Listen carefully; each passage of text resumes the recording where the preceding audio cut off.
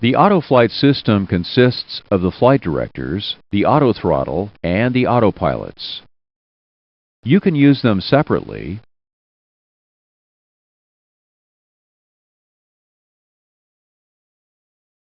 or together. You can use the flight directors and the autothrottle for all phases of flight. You can use the autopilot for all phases of flight, except takeoff. On this airplane, when you engage the autopilot, you engage all three autopilots. You communicate with the Autoflight system through the mode control panel.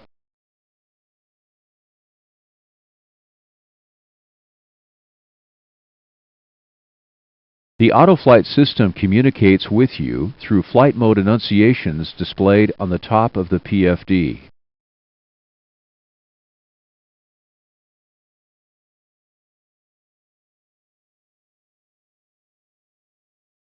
The Autoflight system flies the airplane by controlling thrust, roll, pitch, and in some cases, yaw, in the same way a pilot does. The lateral path is controlled with modes which control only roll. The vertical path is controlled with combination modes. These modes control both thrust and pitch. There are also combination modes which control thrust, roll, and pitch, such as approach mode.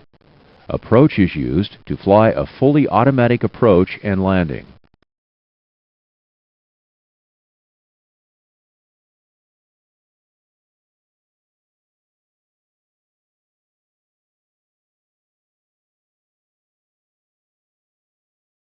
During most operations, the FMC and the Autoflight system are used together. You can obtain optimum speed and flight path information from the FMC. Then fly the FMC profile by selecting and operating the appropriate modes of the Autoflight system. Or, if you desire, you can connect the FMC directly to the Autoflight system. You do this by engaging two Autoflight modes, LNAV and VNAV. LNAV, or lateral navigation, controls the lateral path of the airplane.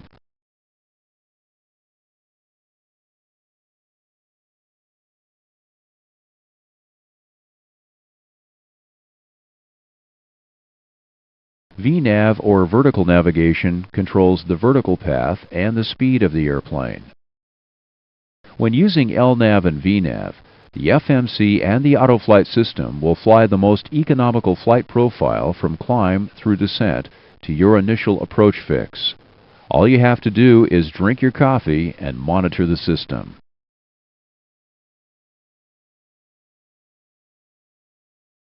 You can use as little or as much automation as you desire.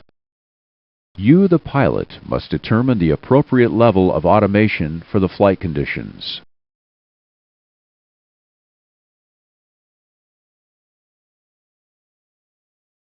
Now let's learn how to operate the Autoflight system by taking a typical flight. Let's begin with Preflight. First, turn on the left flight director.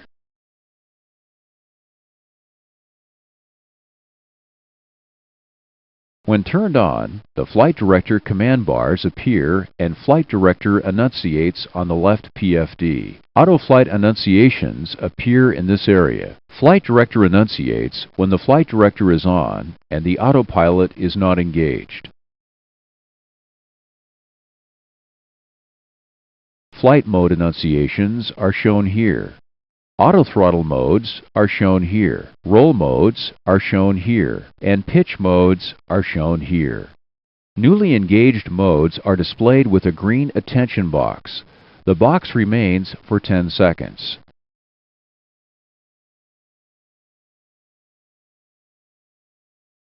On the ground, when the flight director is turned on, takeoff go-around or toga enunciates for both roll and pitch.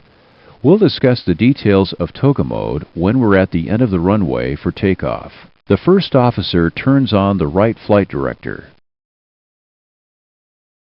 Next, arm the autothrottle. There are two switches, one for each autothrottle servo. When armed, the autothrottle is ready to be engaged. Notice there is no annunciation for autothrottle armed. Next, place the autopilot disengaged bar to the up position. Touch the highlighted area. This allows the autopilot to be engaged. Now check the heading track reference window. This airplane has the ability to fly selected ground tracks as well as selected headings. You use the heading track reference switch to change between the heading select and the track select mode. Heading is the normal reference for takeoff. Change the reference to heading.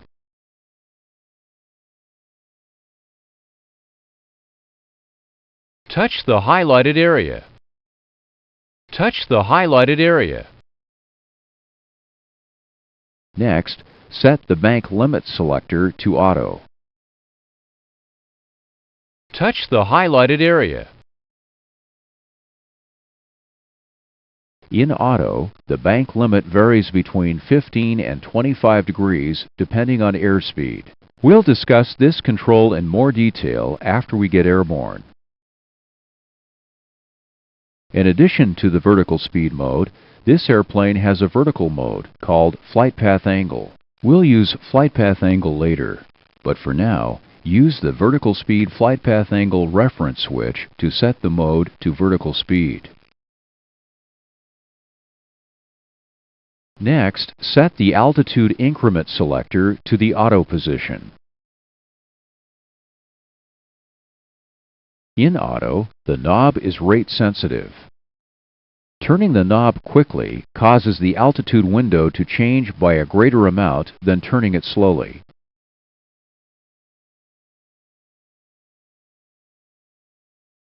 In the auto position, the smallest altitude change you can make is 100 feet.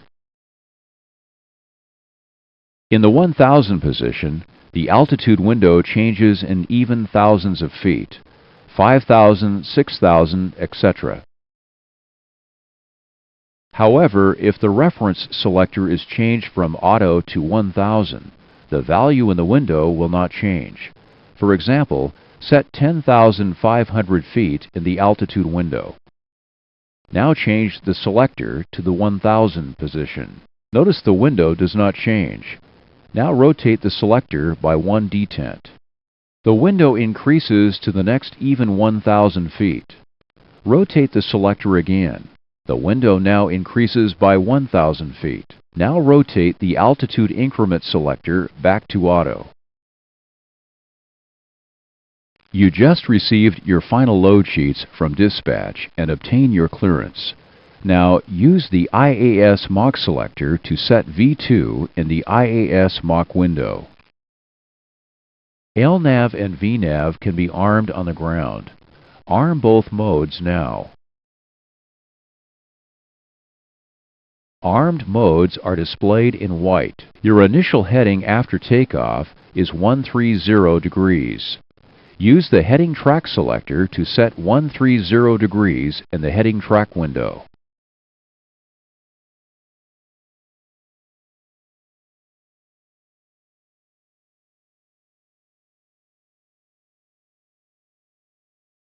Your initial altitude after takeoff is 5,000 feet. Use the altitude selector to set your initial altitude in the altitude window.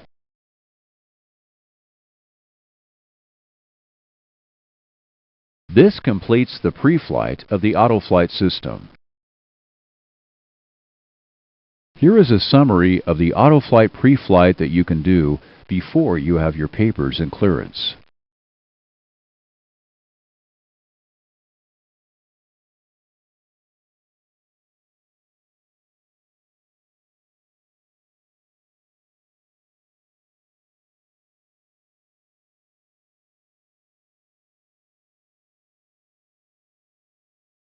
Here is a summary of the Autoflight pre-flight that you can do once you have your papers and clearance.